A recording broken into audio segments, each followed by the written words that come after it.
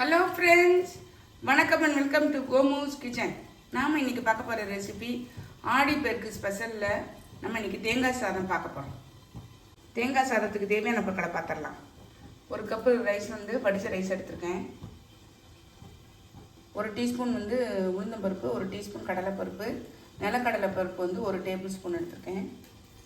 சின்ன தேங்காய் முடியில் அரை முடி நல்ல வெள்ளை அறுத்துறக்கூடிய பகுதியை மட்டும் எடுத்திருக்கேன்.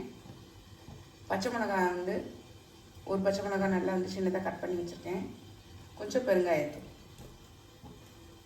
ஒரு பேனில் எண்ணெய் விட்டுருக்கேன். தேங்காய் எண்ணெயும் விடலாம், உங்களுக்கு இஷ்டம்னா. நான் எப்போவும் யூஸ் பண்ணுற ரீஃபைண்ட் ஆயிலே விட்டுருக்கேன். இப்போ சூடாகிடுச்சு. நம்ம கடுகு சேர்த்துடலாம். கடுகு வெடிக்க ஆரம்பிச்சிச்சு பாருங்கள். இந்த கடலைப்பருப்பு சேர்த்துடலாம். கடலைப்பருப்பு கொஞ்சம் வதங்கின உடனே, அதாவது கடலை கொஞ்சம் சேஞ்ச் ஆகும் இல்லையா, அந்த சமயத்தில் நம்ம உளுந்தம்பருப்பு சேர்க்கணும்.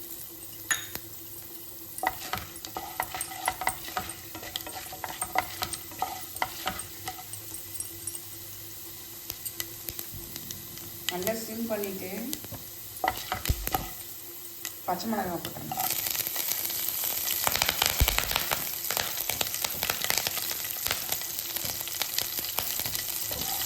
பச்சை மிளகாய் நல்லா வெடிக்கிறதுனால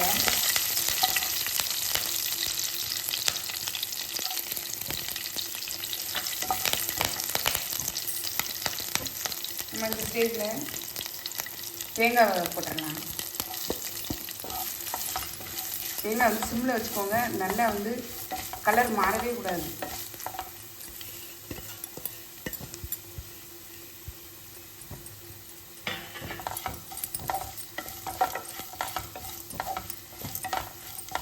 லைட்டாக ஒரு நிமிஷம் வதக்கி விடுங்க. இதுக்கு தேவையான உப்பை இதில் சேர்த்துடலாம். அப்போ தான் இந்த தேங்காயில் உள்ள தண்ணி எவாப்ரேட் ஆகாமல் சாப்பிடும்போது விற்காமல் இருக்கும். இல்லைன்னா விற்கிக்கிட்டு ஒரு மாதிரி சாப்பிட கஷ்டமாக இருக்கும். சாதத்துக்கு தேவையான உப்பையும் இப்படியே சேர்த்துடுறேன். இதுக்கு அளவு உப்பு தேவைப்படாது, அதனால் பார்த்து சேர்த்துக்கோங்க.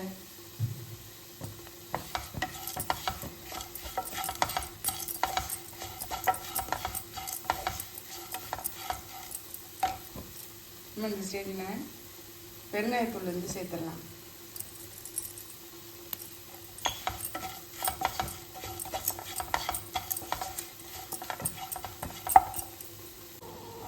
அந்த ஸ்டேஜில் இந்த சாதத்தை சேர்த்துடலாம். சாதம் உதுதான் வடித்து கொஞ்சம் எண்ணெய் விட்டு வச்சுருக்கேன்.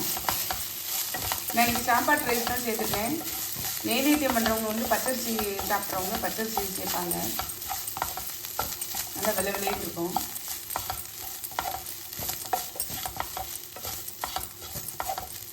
ஒரு 2 செகண்ட் சிம்மில் வச்சுட்டு கலவி விட்டாலே போதும். குக்கரில் வைக்கிறதா இருந்தால் 1க்கு 3 டம்ளர் தண்ணி ஊற்றுறதா 2 டம்ளர் தண்ணி ஊற்றி 3 விசிலே இறக்கிடணும். உங்கள் குக்கருக்கு தகுந்த மாதிரி பார்த்துக்கங்க. இந்த மாதிரி உதுதான் அப்போ தான் கிடைக்கும் நமக்கு.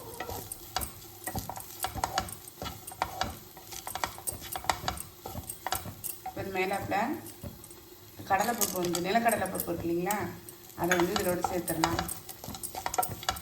ஏற்கனவே வறுத்த நிலக்கடலைப்பருப்பு தான்.